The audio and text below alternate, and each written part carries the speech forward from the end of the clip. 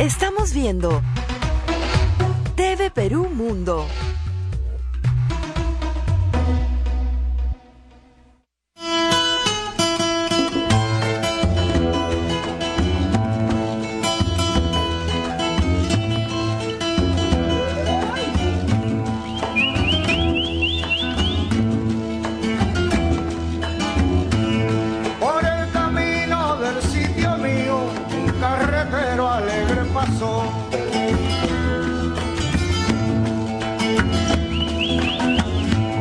Con sus canciones que muy sentida y muy guajira alegre cantó.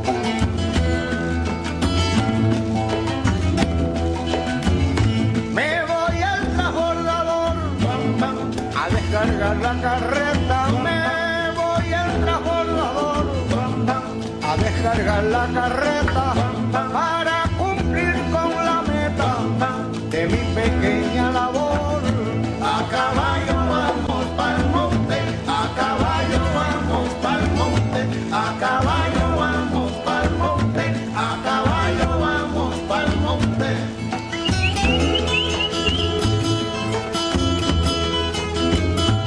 Tápate, maestro. Aquí le digo.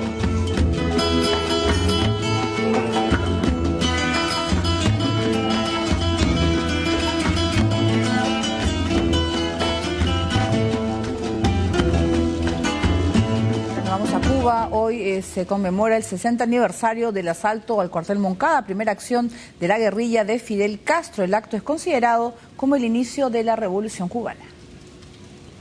Los cubanos están de fiesta. El país caribeño celebró a lo grande los 60 años de la Gran Revolución. Un hecho histórico y trascendental que cambió su rumbo al separarse definitivamente del dominio norteamericano. Todo comenzó en 1933. Por esos años, los Estados Unidos, por medio de la enmienda Platt, tenían permitido intervenir sobre los ciudadanos y los bienes del territorio cubano. Así, controlaron la electricidad, el petróleo y la industria de productos alimenticios, sobre todo el azúcar. Al ver que el país era rico en este recurso, decidieron dedicarse a su exportación.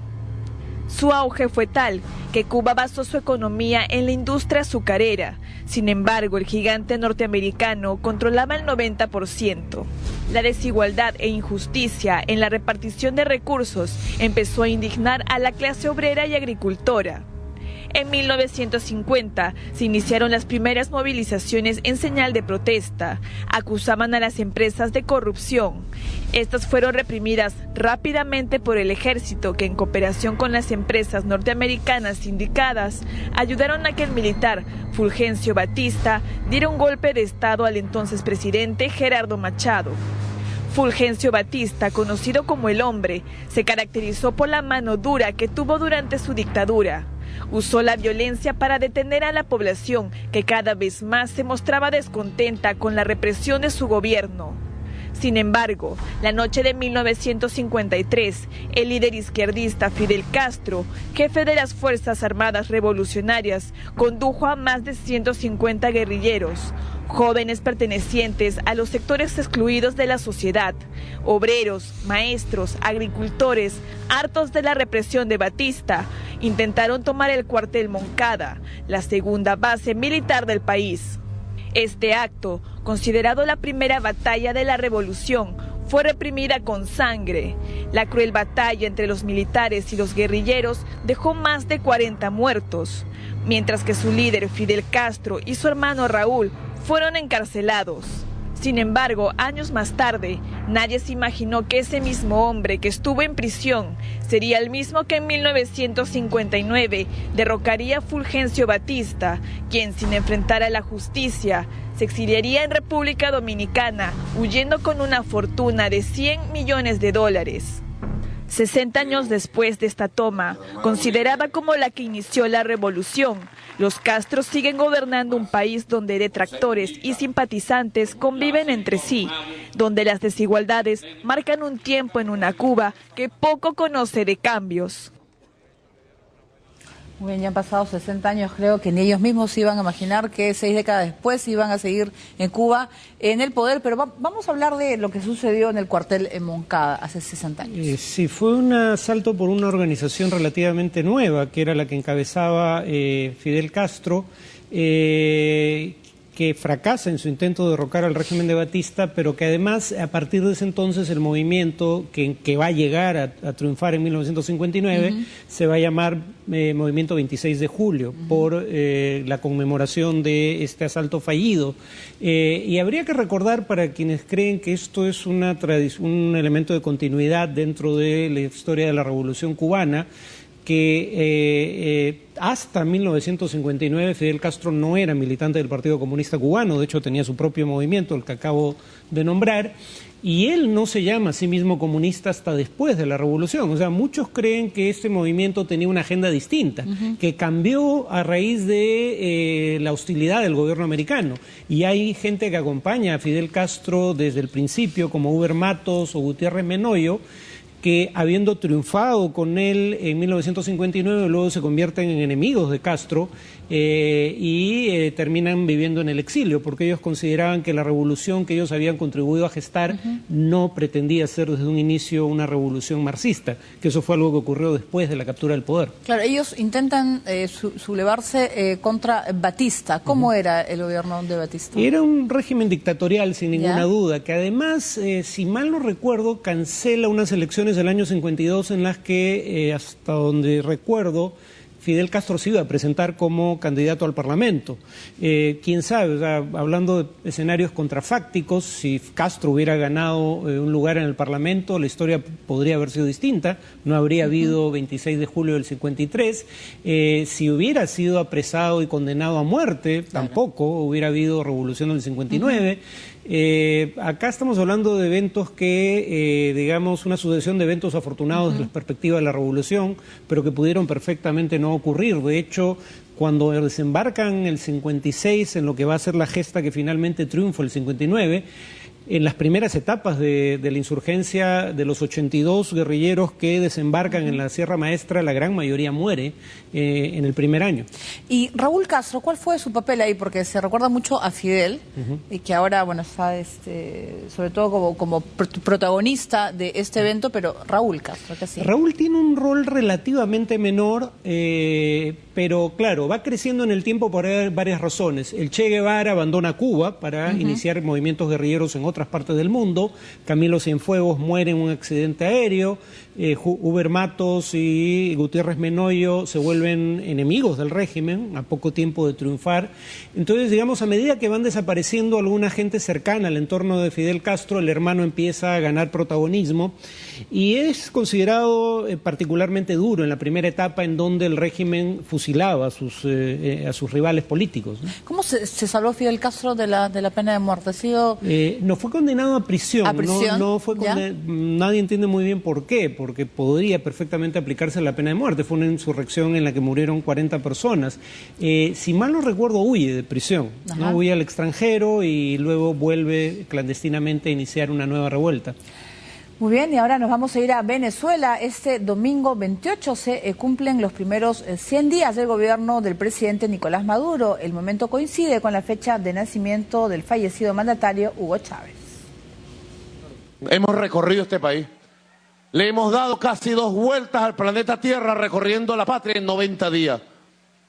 Hemos recorrido hasta el último rincón de la patria en 90 días, impulsando el gobierno de calle, mire, con amor.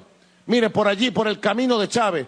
El presidente Nicolás Maduro aseguró que la revolución bolivariana permanecerá 100 años en el gobierno de Venezuela, al referirse a los primeros 100 días de gestión que cumplirá el próximo 28 de julio. Sin embargo, la escasez de productos básicos no tiene solución en el corto plazo y es, junto al estancamiento de la economía, uno de los problemas más graves, además del incremento de la inseguridad. Los venezolanos no se sienten más seguros ahorita que hace 100 días, los venezolanos no se sienten con mayor capacidad adquisitiva que hace 100 días.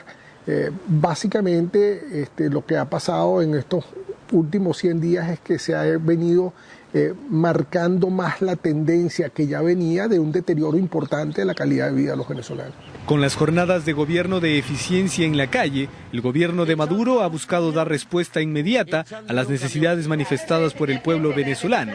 No obstante, los grupos de oposición no comparten estas políticas. Lamentablemente, en materia económica, los venezolanos estamos pagando el fracaso de un modelo que ha fracasado en todo el mundo y ahora estamos pagando el alto costo de un gobierno que impulsa una política para favorecer a otros países y destruir el empleo, la producción y la posibilidad de tener seguridad alimentaria. En la calle los venezolanos tienen opiniones divididas sobre estos primeros 100 días de gobierno de su presidente. Lo ha hecho muy bien. Por ejemplo, cuando dice vamos a la calle, vamos a ver qué necesita la gente. Él sale. Esto es un desorden total, esto no se ve que hay un escape o que hay una solución, no. Este 28 de julio Maduro rendirá cuentas, pero también celebrará por todo lo alto el cumpleaños número 59 del fallecido presidente Hugo Chávez.